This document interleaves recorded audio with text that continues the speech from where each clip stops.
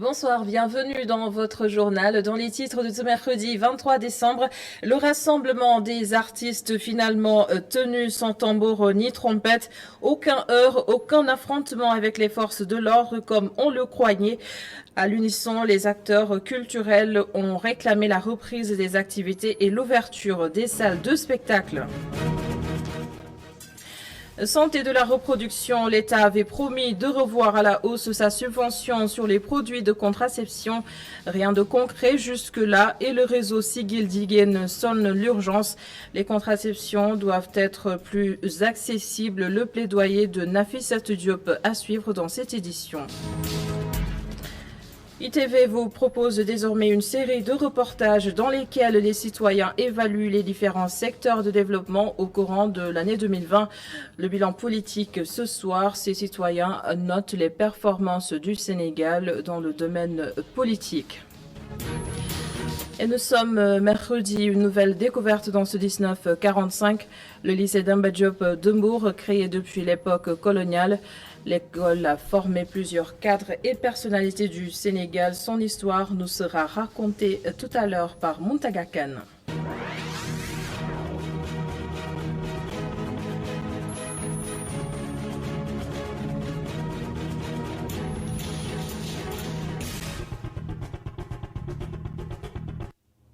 Le coronavirus, ça fait aujourd'hui 6 morts et 98 nouvelles contaminations sur un total de 1439 tests effectués. Les autres chiffres du jour, 35 cas communautaires, 5 cas importés, 65 patients ont été déclarés guéris et 30 autres sont toujours dans un état grave. La montagne a finalement accouché d'une souris. Les acteurs culturels ont tenu leur rassemblement malgré l'interdiction du préfet de Dakar et le gros dispositif sécuritaire à la place de la nation. Chanteurs, danseurs, animateurs ou encore comédiens, ils ont tous réclamé l'ouverture des salles de spectacle. Étaient présents à ce sitting nos reporters Cheikh Diop et Augustin Mandan. Ils l'ont finalement fait. Les acteurs culturels ont tenu leur sitting à la place de la nation. Hommes de culture, artistes de tous bords ont massivement répondu à l'appel pour revendiquer la reprise de leurs activités. Mais qu'on nous laisse travailler, nous ne voulons rien, on ne veut pas de l'argent, qu'on nous laisse travailler. Tout court. Si c'est le regroupement qu'ils ont refusé par exemple, mais le regroupement, il est religieux. Le regroupement, il est musical. Le regroupement, il est sportif. On est d'accord. Allez dans les marchés voir. Allez dans les écoles, regardez dans les cars. Pourquoi eux, ils nous interdisent de faire nos soirées et eux, ils ont organisé le 17 au musée des civilisations? Alors ce sont eux les premiers quand même d'abord à violer cette interdiction-là. On ne demande pas de l'argent. On veut travailler, qu'on nous laisse travailler comme tout le monde. C'est ça que nous voulons. Une revendication unanime chez tous ces acteurs. Après plusieurs mois d'arrêt, ces derniers veulent redorer leur blason. Mais non, nous ne faisons pas compte, nous sommes des légalistes. Nous avons déposé dignement l'autorisation à une semaine d'aujourd'hui. Donc la Constitution nous donne l'autorisation après avoir déposé. C'est juste une information à la sécurité pour qu'ils prennent des dispositions sécuritaires. C'est pour cela que nous avons tenu à réclamer notre droit le plus absolu, c'est le droit du travail. Avant qu'on ne nous donne à manger, nous préférons nous travailler, nous vraiment faire nos dépenses de nous-mêmes avec la sueur. Donc c'est pour cela qu'aujourd'hui, ces femmes-là sont aujourd'hui présentes avec les hommes, tous les acteurs culturels, ça se représente dans cette association-là. Et nous disons au chef de l'État, protecteur des arts et des artistes, de nous recevoir le plus rapidement possible. Et à partir d'aujourd'hui, on va travailler, toutes salles confondues. Travailler tout en respectant les mesures barrières, une alternative pour ces artistes. Nous pouvons et nous avons toutes les possibilités de respecter les gestes barrières.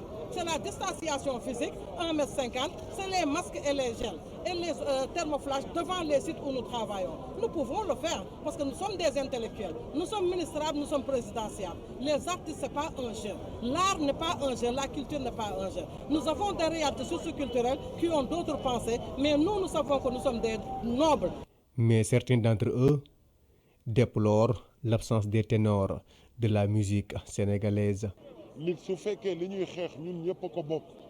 Ce qui me dérange dans cette histoire, c'est l'absence des ténors de la musique. Nous avons tous la même revendication, donc tous les artistes devraient être à nos côtés. Ce qui est sûr, c'est qu'une fois les mesures levées, ceux qui n'ont pas répondu à l'appel vont plus en bénéficier. C'est le combat de tous. Malgré l'interdiction des rassemblements, les artistes ont quand même tenu leur sitting à la place de la Nation. En dépit de la persistance de la maladie, ces acteurs culturels demandent aux autorités de lever l'interdiction pour qu'ils puissent reprendre leurs activités normalement.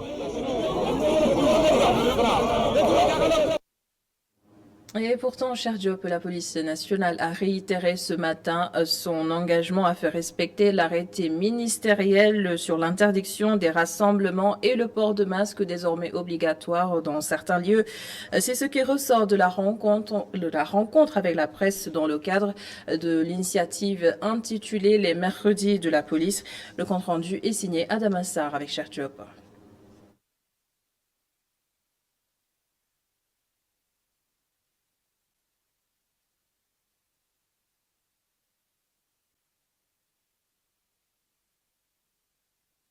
Nous sommes tenus par l'arrêté du ministre de l'Intérieur. Le ministre de l'Intérieur est très clair sur l'interdiction des rassemblements. Il est très clair sur le port obligatoire de masques dans certains lieux. Ça, c'est fondamental. Et les fonctionnaires de police veilleront au respect strict de ces mesures-là. De l'autre côté, on a interdit la fréquentation des plages et les rassemblements de toutes sortes.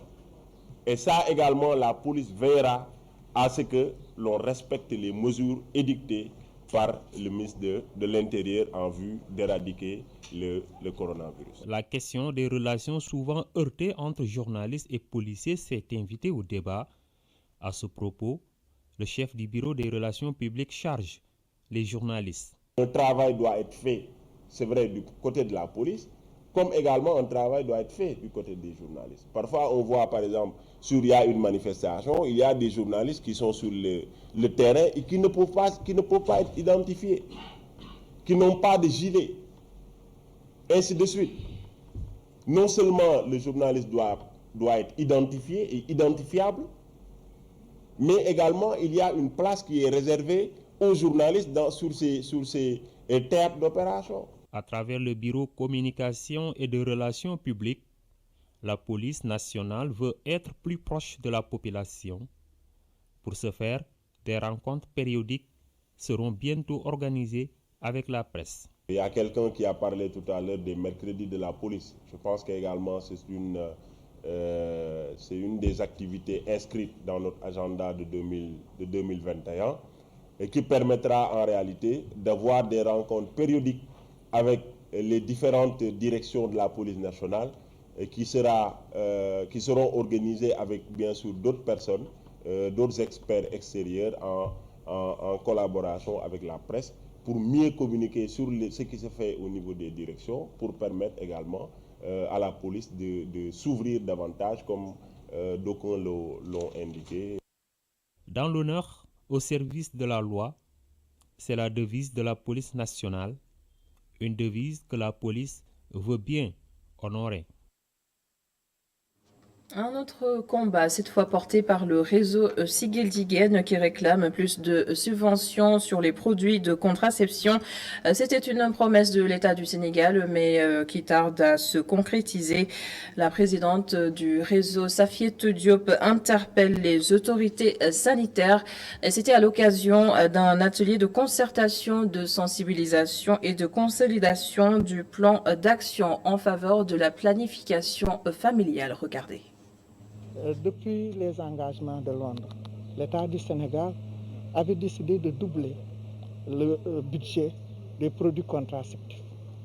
Et le réseau Sigildigen, avec l'ensemble des organisations de la société civile sénégalaise, s'est engagé à faire ce qu'on appelle le budget tracking, amener l'État à respecter ses engagements.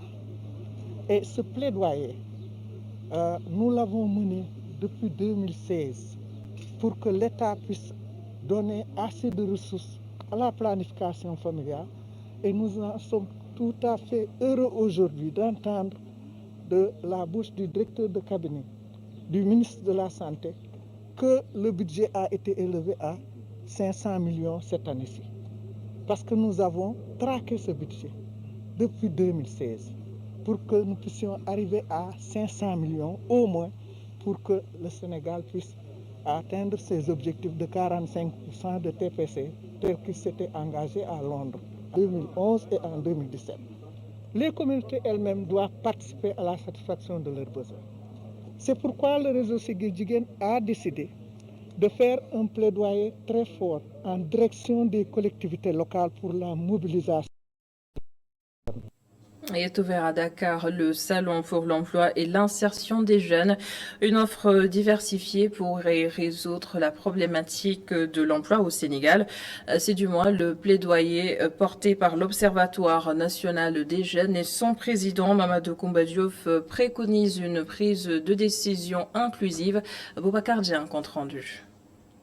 Des milliers de jeunes Sénégalais ont bravé la mer à leurs risques et périls à la recherche de meilleures conditions de vie.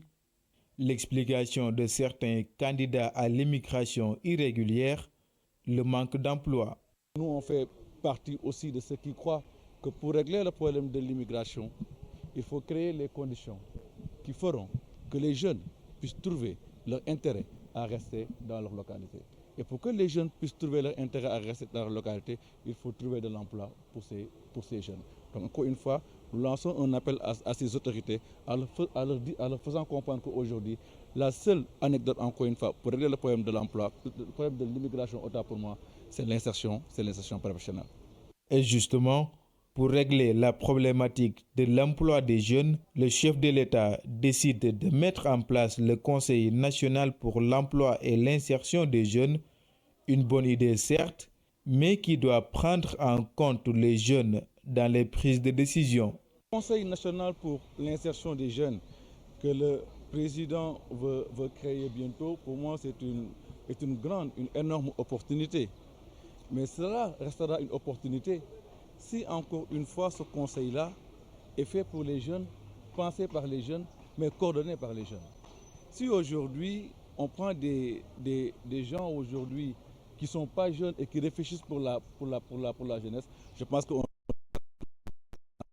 nous lançons un appel encore une fois au président de la République pour ce conseil pour l'insertion des jeunes, d'écouter et d'impliquer dans le dispositif encore une fois la jeunesse. L'autre défi, corriger l'inadéquation entre la formation et les besoins du marché de l'emploi, un déséquilibre auquel il faut impérativement trouver des solutions selon l'Observatoire national de la jeunesse du Sénégal.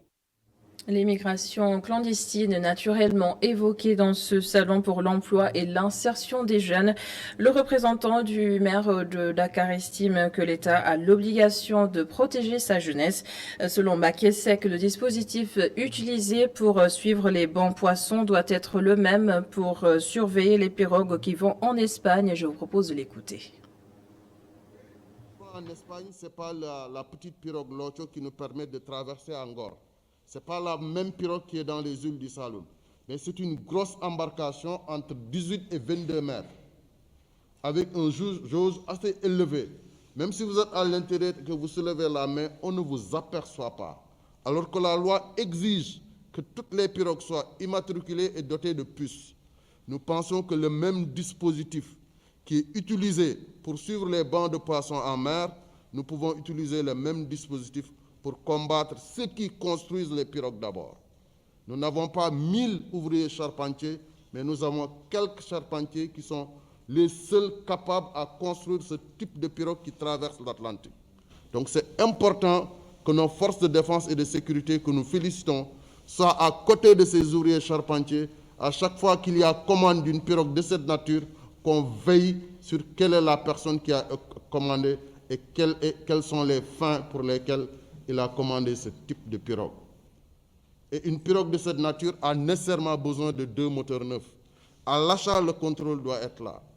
Pour faire la traversée, il faut acheter du carburant, plus d'1 million de francs. Donc dès lors que vous dépassez en termes d'achat 1000 litres de carburant, ma foi, monsieur le gouverneur, on doit mettre la surveillance à ce niveau. Et les points de départ, nous les connaissons. Donc, l'État a l'obligation de protéger sa jeunesse, de bien la former et de la protéger. En transition pour parler de la pêche INN, c'est-à-dire la pêche illicite non déclarée et non réglementée. Elle constitue l'une des principales menaces pour les ressources halieutiques et des acteurs de la pêche se sont rencontrés à Saly pour échanger sur la congestion et les instruments et cadres juridiques de la lutte contre la pêche illégale. Les explications de Sidi Adiouf, il est coordonnateur interne chargé du suivi, évaluation des pêches, des propos recueillis par Montaga Khan. Il faut toujours renforcer les organisations professionnelles, renforcer les CRPA, renforcer les acteurs sur les nouveaux outils de cogestion, mais aussi de lutte contre la pêche INN. L'enjeu est de taille, surtout sur la concertation, la participation inclusive des acteurs au développement des pêches, mais aussi l'enjeu est de taille sur les autres services qui utilisent ou bien qui s'activent dans le domaine maritime, comme le ministère de l'Environnement à travers les aires marines protégées, mais aussi les financiers, parce qu'aujourd'hui l'État a mis en place un fonds d'appui au fonctionnement des CRPA pour permettre à ces structures de fonctionner. Il y a certains CRPA qui en bénéficient, d'autres n'en bénéficient pas. Il faut qu'au moins qu'on trouve une solution globale à cette problématique de fonctionnement des CRPA. Donc pour vous dire qu'aujourd'hui, c'est un secteur qui est transversal, dont le développement nécessite la participation de toutes les parties prenantes et aussi l'inclusion parfaite aussi des acteurs au développement du secteur. Et nous parlons à présent de la gestion des hydrocarbures. La formation est primordiale. Selon le directeur de la communication et des relations publiques de Petrosen, Ibrahim Bachir Dramé soutient que le Sénégal doit avoir des pompiers pétroliers pour faire face à certaines catastrophes. Adam Assar l'a interrogé pour nous. La formation est extrêmement importante, elle est fondamentale, elle est à la base. Je vous ai dit que les procédures éducationnelles dans les procédures pétrolières sont des procédures fondamentales, essentielles. Et c'est de ce point de vue-là qu'il faut le comprendre. Effectivement, nous allons exploiter du pétrole. Nous n'allons pas être un pays pétrolier, nous allons être un pays plus gazier que pétrolier. Mais le Sénégal, si vous regardez son histoire, si vous regardez l'historique du pétrole, on cherche du pétrole dans ce pays depuis 1917. En 1954, déjà, il y avait la première compagnie française de pétrole qui s'est installée au Sénégal, qui est devenue Total après. En 1961, le Sénégal avait déjà une raffinerie alors qu'on n'avait pas encore découvert de pétrole. En 1968, on parlait déjà du pétrole de la Casamance. En 1996, ce fameux pétrole de Gadiaga dont on parle, ce gaz de Gadiaga, a commencé en 1996 avec une société qui s'appelait Benton, qui a justement été défaillante sur beaucoup de plans, notamment sur le plan de la sécurité. C'est pourquoi la joint venture s'est adjugé les services de Fortesa, qui est un spécialiste installé à Austin pour les questions sécuritaires. Donc, nous avons choisi, nous, d'être un pays pétro-responsable. Et ça, c'est très important. Ce qui se passe à Gadiaga aujourd'hui, ce feu de gaz, c'est un feu d'hydrocarbures. Ce n'est pas un feu de gaz. Ce n'est pas quelque chose qu'on éteint avec de l'eau tout de suite et maintenant. C'est tout un système qui avait été mis en place. C'est du gaz qui est en train de brûler. C'est de la torchère, mais de la torchère non maîtrisée. Vous regardez la torchère, là, ça c'est maîtrisé, mais celui-là n'est pas maîtrisé. C'est la seule différence. Mais il y a des spécialistes. Ce sont nos sapeurs-pompiers qui vont intervenir. Mais on n'a pas des pompiers pétroliers. Pour autant, il faut avoir des pompiers pétroliers. Pour autant, on a des spécialistes schématiques, des ingénieurs en well control qui sont chargés, eux, de regarder les schémas, de les reschématiser, de donner les descriptifs pour permettre au corps des sapeurs-pompiers de pouvoir intervenir. Donc, la formation est importante, mais les spécialités sont diverses sur la chaîne de valeur. Autre chose, l'ex-maire de Dakar a rencontré en début d'après-midi le Front Multilutte d'Oïna, une délégation conduite par l'activiste Guy Marius Sagna. Khalifa Sall a salué cette harmonie entre mouvements de la société civile sénégalaise. Mamas Toukan pour l'essentiel de cette rencontre. Je dis Doïna, Doïna, Doïna, Doïna. Les premiers mots de Khalifa Ababakar Sall.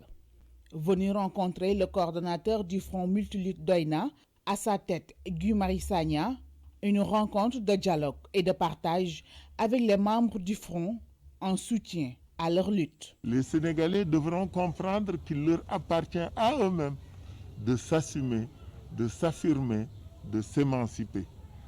Personne ne fera à notre place ce que nous avons à faire pour développer ce pays, pour nous promouvoir et pour faire en sorte que nous soyons heureux dans nos maisons et dans notre pays.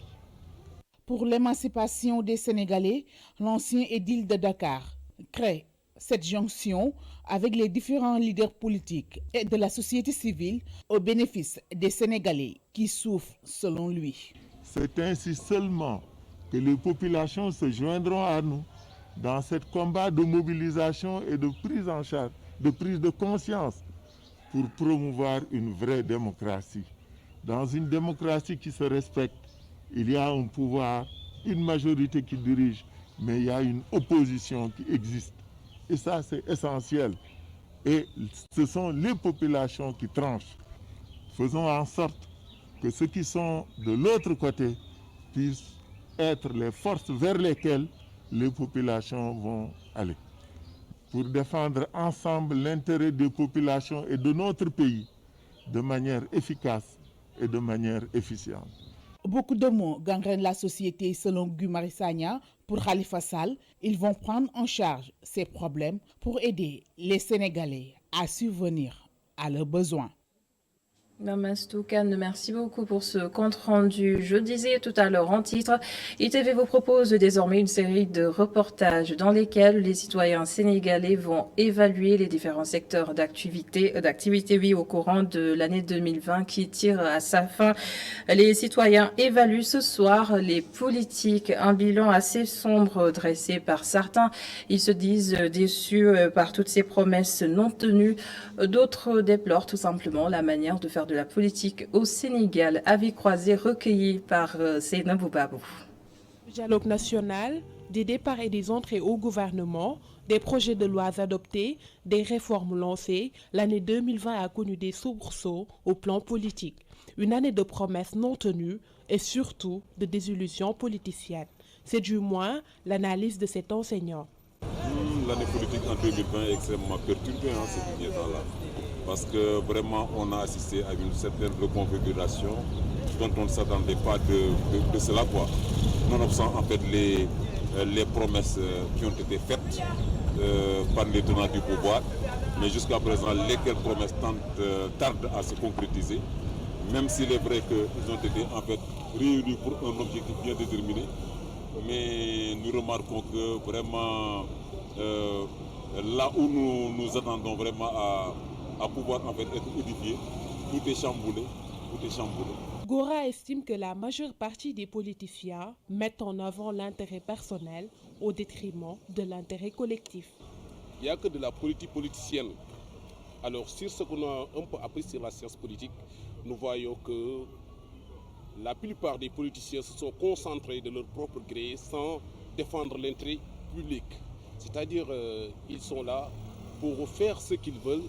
Par exemple, si nous voyons le dialogue politique qui s'est passé avec les Idriss Seck et les Macky Sall, etc.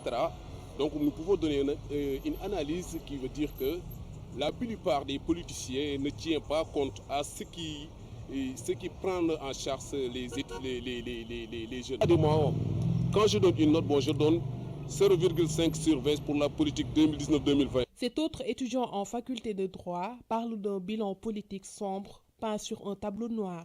Il dit redouter un avenir politique sans couleur pour les générations futures. Le bilan qu'on peut faire sur l'année 2020, c'est vraiment un bilan très triste sur le plan politique. Donc c'est un sentiment de tristesse et vraiment de désespoir par rapport à la jeunesse. Donc si vous voyez bien, en tout cas, la manière dont le système politique sénégalais se joue actuellement, vous n'avez pas un horizon d'espoir réellement par rapport à l'avenir même des générations futures du Sénégal. 2020, une année politique assez particulière dans un contexte marqué par la crise sanitaire. Elle n'a pas été des meilleures pour la majeure partie des citoyens rencontrés, qui n'ont pas caché leur frustration et leur déception des pouvoirs politiques, pouvoir comme opposition, tout en espérant des lendemains meilleurs à quelques encablures de 2021.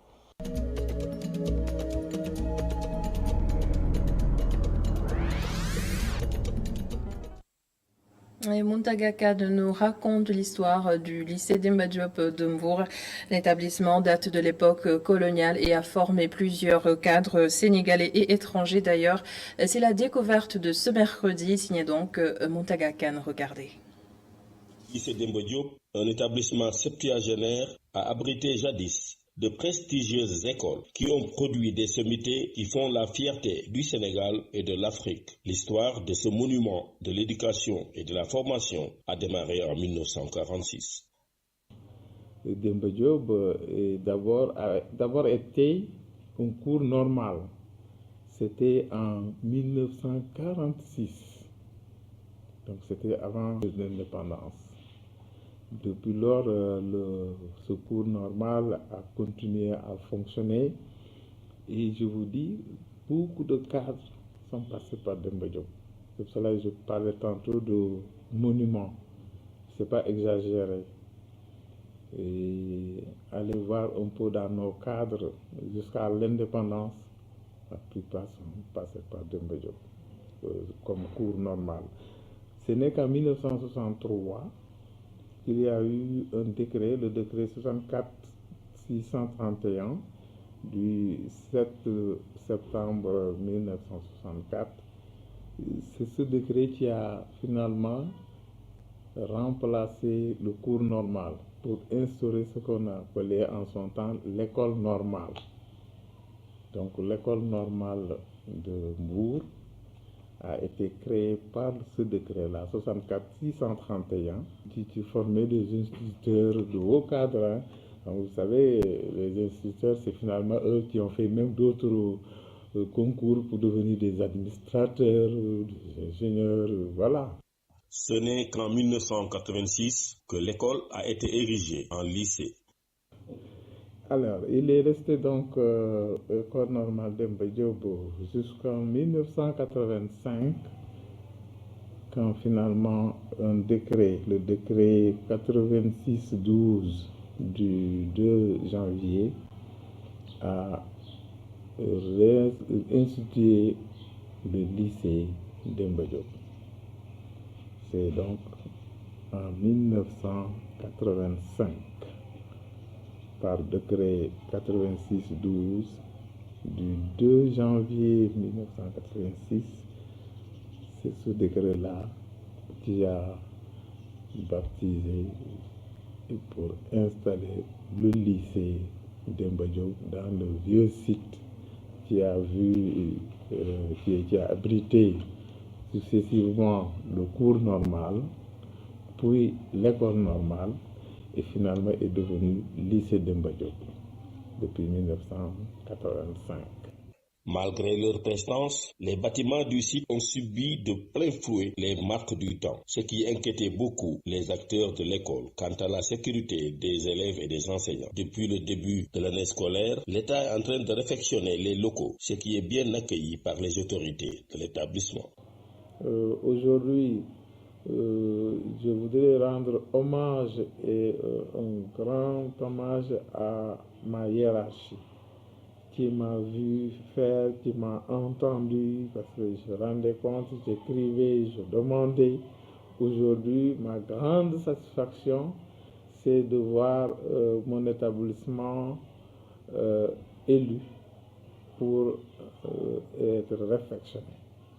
Parmi les lycées qui doivent être réfectionnés, le lycée Demba Diop a été retenu. C'est déjà parti depuis il y a un mois et nous y sommes. Le chantier est pratiquement à plus de 60% terminé. Donc tous les anciens bâtiments sont en train d'être repris, réfectionnés totalement par l'État, jusqu'au labo, jusqu'au bâtiment A et B, jusqu'à même une surveillance qu'on appelle souvent la surveillance zone 1, plus le bloc administratif, tout doit être repris. Cette école n'a pas formé que des cadres. Des centaines de sportifs de haut niveau ont fait leur premier pas dans ces terrains de football, de basket et de handball.